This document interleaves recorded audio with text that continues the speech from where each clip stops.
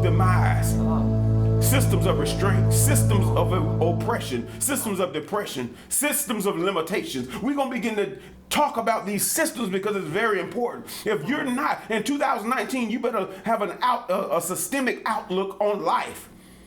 You better have a systemic outlook on things and look at things from a systemic perspective. Because if you stay in your own little shell and look at things from linear perspective, then you're going to be blinded by what's going to hit the earth in 2019. Right. You better posture yourself and be systemically motivated to impact. You can't impact nothing in the earth realm without understanding that it's a system, that it's systemically designed. And you got to begin to identify, this is what I want you to do right now. And you need to write it down.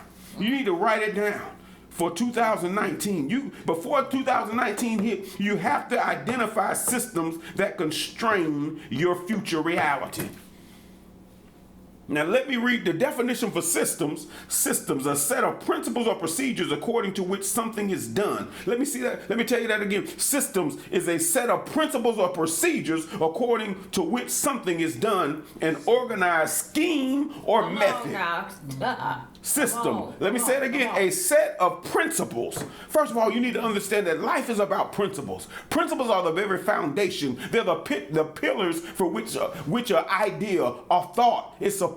That's why when you bring about certain thought and trains of thought and life-living philosophies, if I can identify the principles that support that ideology, I can topple it if it's not standing on the right principles. Yes. So we got to begin to think. This is the way you need to think in the 21st century, systemically. Now you need to understand that there are systems. I'm gonna show you. There are systems that are restraining the greater you, the better you, the greater reality of who you are. Your best you is constrained by systems of thought. What have you been thinking? What life-living philosophy that you've adopted that won't allow you to become the millionaire that you say you're supposed to be? Establish the earning and embrace the earning capacity that you say you're supposed to have. And you've spent your whole life trying to take shortcuts to answer the call to something, a righteous call on the inside of you to be a blessing to others. You're a giver. You love giving to other people. But what's restraining the reality that's begging to be revealed on the inside of you? Come on. Yes. It's above your neck. Hallelujah. Jesus. Again. It's the reality. That's above your neck. You got to begin to tap into your system of thinking.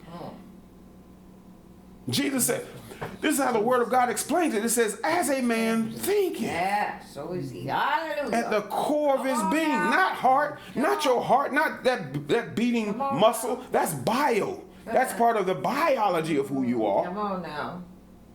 Come on. But I'm talking about the suke, the psychology of who you are. Come on. As a man thinketh, at the core of his being, so is he.